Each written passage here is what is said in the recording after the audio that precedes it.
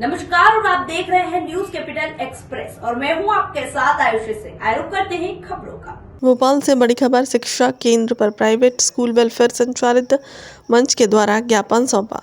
5 सूत्रीय मांगों को लेकर और सीएम हाउस के और आज जाने को तैयार थे, लेकिन पुलिस ने उन्हें रोका। प्राइवेट स्कूलों में आ रही समस्या को लेकर संपूर्ण मध्य प्रदेश के प्राइवेट स्कूल संचालक पहुंचे भोपाल। पहला हमारा लिखित में दे रहे हैं। स्वरूप यादव जी को सर अपनी बात रखना भी चाहते हैं, लिखित तो यही आप बोलिए, सुन भी लीजिए, 2 मिनट निकाल के सुन लीजिए, वो सब लोग सुन लेंगे ना। आप जब तक मौखिक बताइए। आप लोग 5 लोग आ जाना और बात करेंगे। अभी आप ज्ञापन दे, तो समझ में नहीं आ रहा। सर मौखिक बता दिए। अगर आप ऊपर आके नहीं सर, हम लोग ज्ञापन है देंगे, ऊपर कोई नहीं आएगा। और इसके पहले भी हमने आप लोगों को कई बार निवेदन करा, जो समस्याएं जो है पुरानी है और 1 साल से क्या हम 2 साल से आप लोगों को देते आ रहे हैं और समस्या का निदान नहीं निकल रहा है। IT का लेके आपके पास मेरी पूरी लिखित आपके पास आदेश है। पिछले बार हम 17 तारीख को सर के पास आए थे। आयुक्त महोदय जी ने कहा था कि आप आशीष जी के साथ बैठ जाइए और आप इनको पूरी समस्याएं लिखवाइए। हमने एक समस्या लिखवाई, उन्होंने आशीष जी ने हमारी समस्या नहीं लिखी कि 2016 से लेकर 2022 तक जिन स्कूलों को प्रपोजल नहीं बना है, जिनको RT का भुगतान नहीं हुआ है, उनका पैसा कब भुगतान होगा। तो हमारे सम्मानीय आदरणीय सर ने उस बात को लिखा ही नहीं। मैंने 4 बोला, तब हम लिख के कहते हैं। जब आपको अधिकारी कह रहा है आप लिखिए, आप वहाँ तक बात पहुँचाइए, आप पहुँचा ही नहीं रहे हैं आदरणीय। यहाँ आप लोग मतलब शिकायत करने आए हैं? नहीं सर, शिकायत भी है, जो हमारी समस्या है सर, तो भाई दे दीजिए। दे दिए ना सर, कितने बार दिए? अभी पिछले बार भी दिए और अभी भी दे रहे हैं। आज दे दीजिए। सर दे रहे हैं, वो आ रहे हैं, स्वरूप जी आ रहे हैं, यहीं पर ज्ञापन देंगे। सर ज्ञापन हम यहीं देंगे, आप आ जाएंगे। मैं शैलेश तिवारी, प्रदेश अध्यक्ष Madhya Pradesh private school welfare संचालक मंच से सबसे पहले आप सभी मीडिया साथियों को स्वागत करता हूं और साथ में उपस्थित पूरे 52 जिले से हमारे जो संचालक साथी यहाँ पर उपस्थित हुए हैं, मैं भी उनका अभिनंदन और जो सहयोग उन्होंने हमें संचालक मंच को दिया है उसके लिए बहुत बहुत धन्यवाद। सर यहाँ से आपको कहाँ जाएंगे क्या है? साथियों, रूपरेखा के अनुसार 1 बजे हमको माननीय आयुक्त महोदय जी को ज्ञापन देना था और उसके बाद सीएम सर के यहाँ भी हमें पहुंचकर शांतिपूर्ण तरीके से उपस्थित होना था, लेकिन अभी पुलिस बल के द्वारा हम लोगों को बताया गया कि हम आपको यहाँ से हिलने नहीं देंगे और न किसी भी प्रकार के हम डेलीगेशन से को वहाँ पे पहुँचाएंगे। क्या मांगे आपकी सरकार? हमारी सरकार से सिर्फ वर्तमान में 3 मांगे हैं।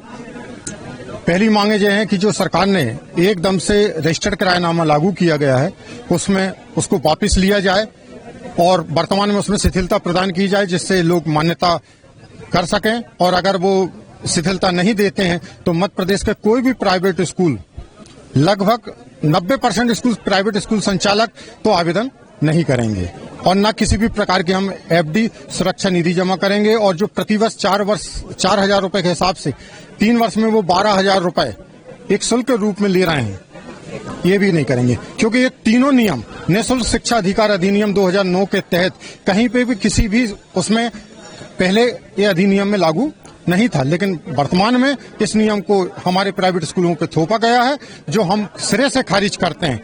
क्योंकि हम इस प्रकार हर बार उनके थोपे गए नियमों को मानते जाएंगे तो ऐसा एक दिन आएगा कि मध्य प्रदेश से प्राइवेट स्कूल बंद हो जाएंगे। हम नियम कौन से हैं कि जिसमें आपको लग रहा है कि बहुत ज्यादा इसे हम नहीं कर पाएंगे?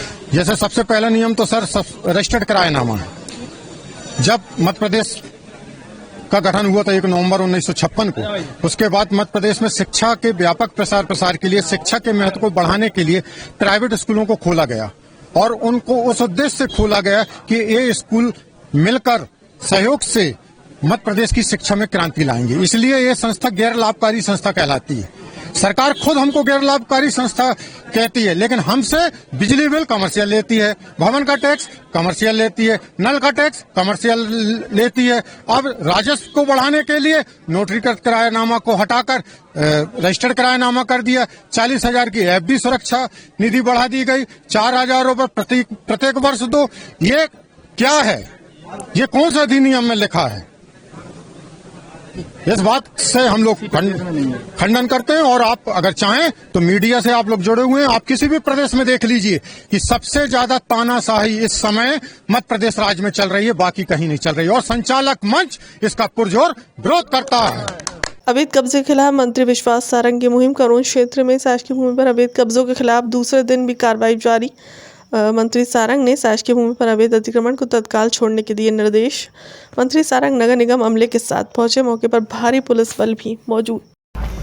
हम नहीं हो सरकार, आप नगर निगम के पास पैसा तो मैं विधायक निधि दे देता हूँ, पर फेंसिंग तो करवाइए, सरकारी जमीन है। फिर नए सरकार के प्रोजेक्ट आते हैं उसमें जमीनें नहीं मिलती है ना, बिल्डिंगें बन रही हैं।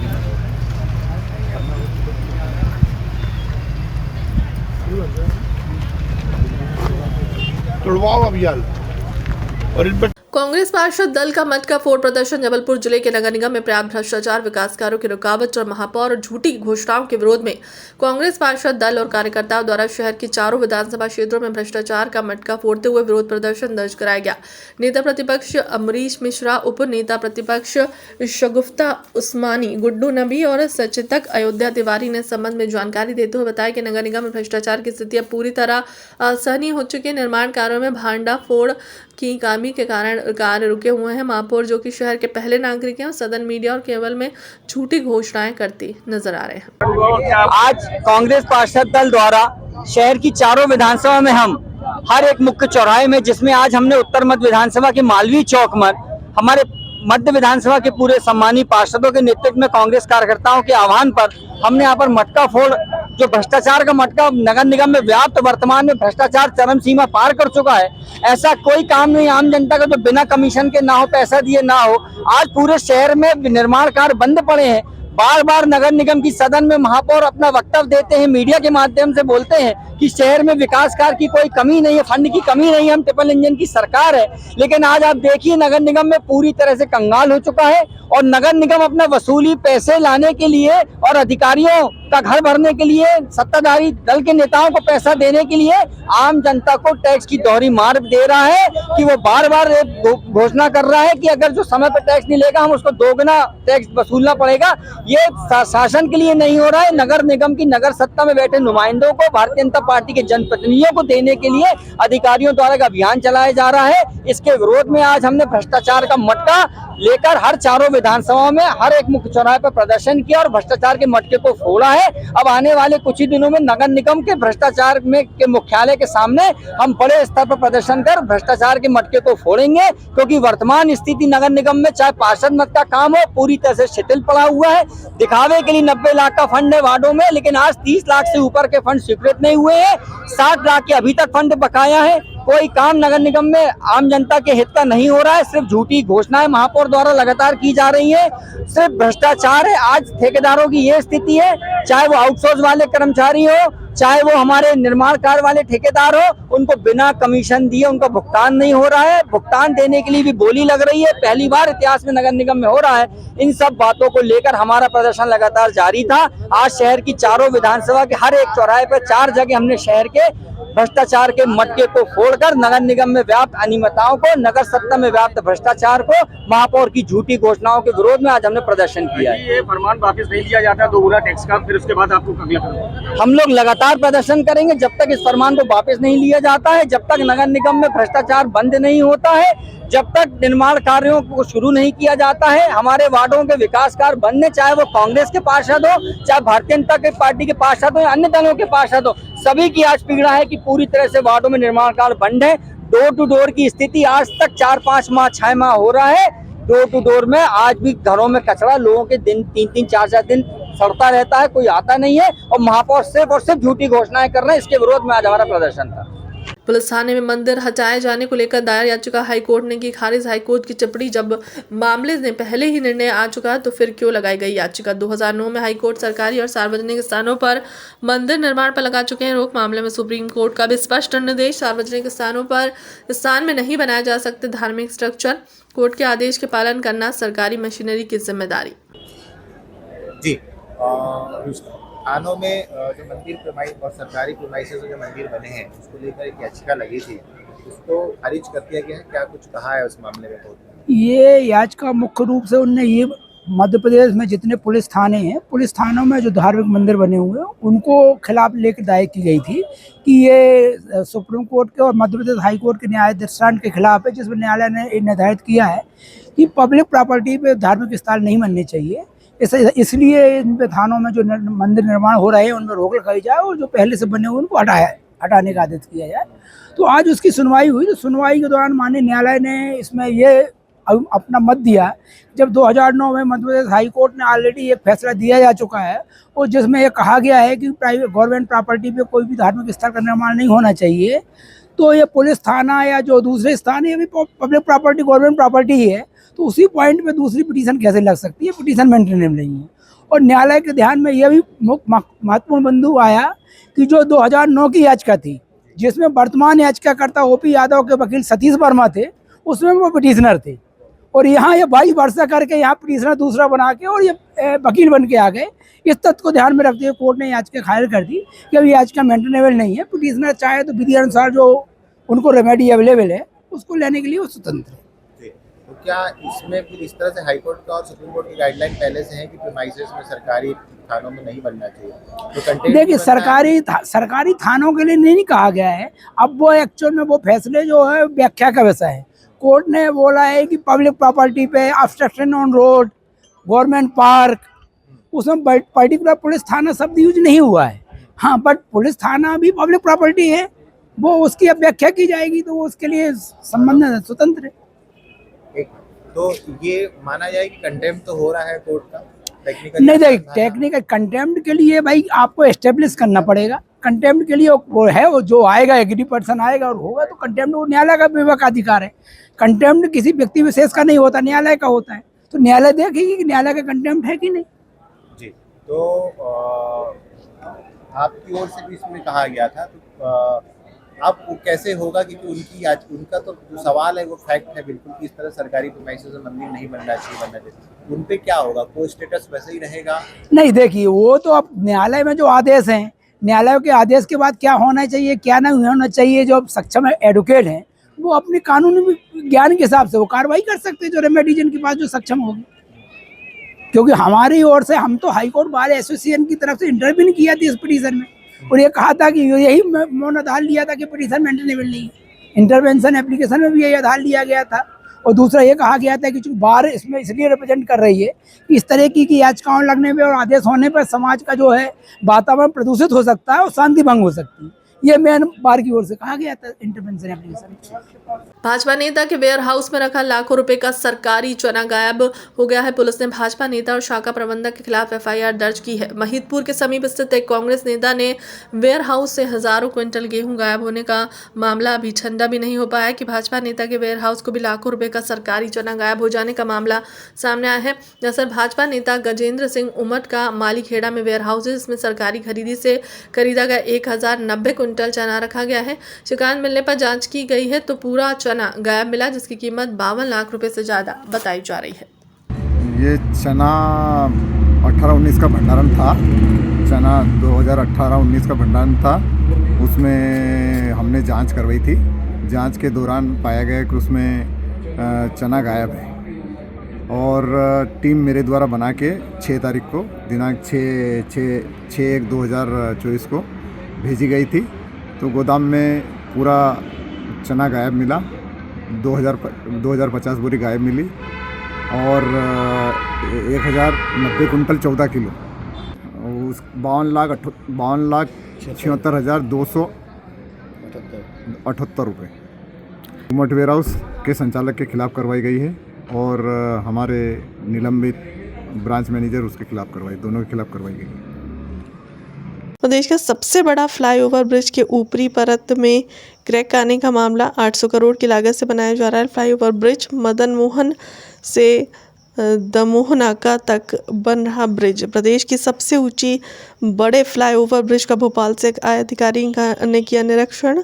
महानदा से LIC तक के फ्लाईओवर की जांच। ओवरब्रिज के रोटरी के क्रैक आने के बाद 5 सदस्यीय टीम ने किया निरीक्षण। जबलपुर शहर का एक बहुत ही महत्वाकांक्षी लोक निर्माण विभाग की ये परियोजना है और इस तरह का एलिवेटेड कॉरिडोर, एलिवेटेड ब्रिज जो शहर की ट्रैफिक समस्या को ध्यान में रखते हुए बनाया गया था और भारत सरकार द्वारा केंद्रीय सड़क निधि से स्वीकृत किया है, ये अपने आप में मध्य प्रदेश का एक बहुत ही यूनिक और बड़ा प्रोजेक्ट है और पीडब्ल्यूडी के लिए बहुत इसमें सीखने को भी मिला है और बहुत सारी नई तकनीकों का यूज़ किया है।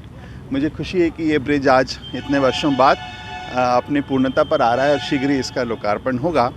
इस संबंध में आज हम इसका निरीक्षण करने आए थे।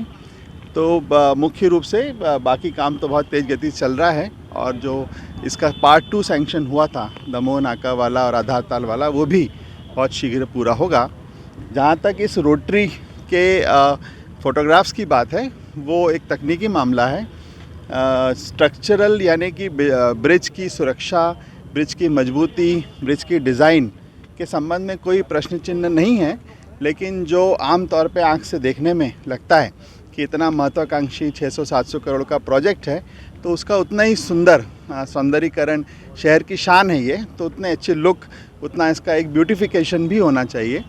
चूँकि रोटरी एक ऐसी चीज़ है कि बाहर एक बीम लगी है, अंदर एक बीम लगी है, बीम सर्दी गर्मी में एक्सपैंड होती है, तो मुझे बताया गया है कि उसके एक्सपेंशन के कारण जो जॉइंट था वो उसमें गैप आता है। उसका हम तकनीकी टीम से परीक्षण करा रहे हैं, वो गैप क्यों आया, यदि गैप आना है तो उसको कैसे हम कोई सवार के लिए, किसी कार के लिए, किसी स्कूटर के लिए परेशानी का कारण न बने और आने वाले लंबे समय में यदि उसमें पानी अंदर जाता है या कोई ऐसी समस्या तो नहीं उत्पन्न होगी, वो भी स्टडी करा लेंगे।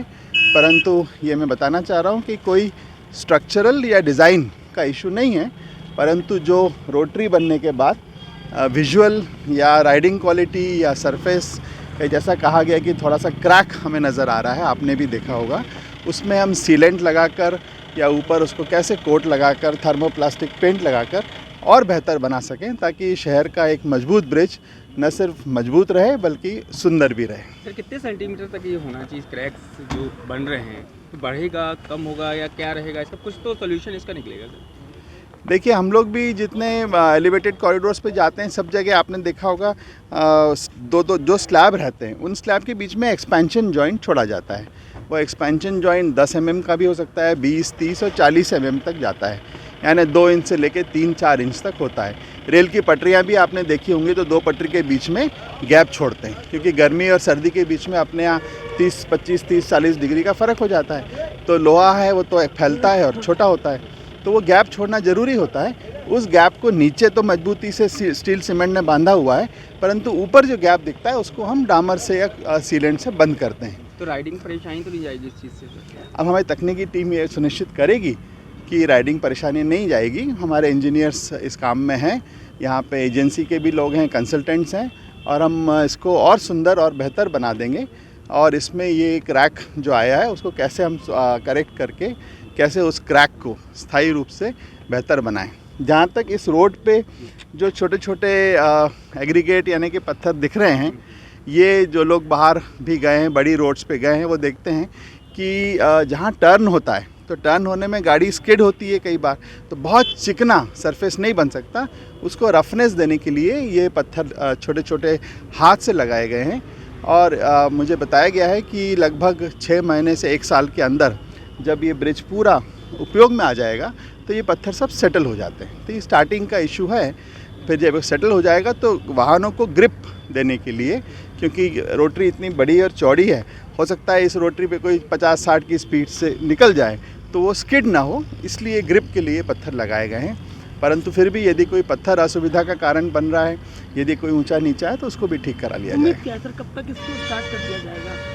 ब्रिज का स्टार्ट होने का मुझे बताया कि एक पार्ट तो फरवरी के लिए ही तैयारी है, और बाकी जो एक्स्ट्रा वाला पोर्शन है उसको हम इसी वर्ष में पूरा करेंगे। इसमें किसी प्रकार की स्वीकृतियों की, किसी प्रकार की धनराशि की, टेक्नोलॉजी की, कंपनी की इस तरफ से कोई कठिनाई नहीं है। सर क्या लगता है ये जो कंपनी जो काम क्रैक आने का जो मुख्य कारण? नहीं, क्रैक का जैसे मैंने बताया एक्सपेंशन जॉइंट है, उसको विजुअली देखने में और कैसे हम बेहतर बना सकते हैं उस पर काम करेंगे। डिज़ाइन की ओर से या स्ट्रक्चर की ओर से अभी मुझे नहीं लगता कि कोई इशू है, बट फिर भी हम डिटेल उसकी डिज़ाइन की भी। एक्सटेंशन वाला काम कब तक पूरा हो जाएगा, जो एक्स्ट्रा दमोह नाका का क्या टाइम फ्रेम है? इसी साल, मतलब अगले 3 महीने इंतज़ार करिए, उसको पूरा करके माननीय मुख्यमंत्री जी को बुलाएंगे और लोकार्पण करेंगे इसका। सर आपका सब नाम? मैं अपर मुख्य सचिव लोक निर्माण विभाग नीरज मंडलोई।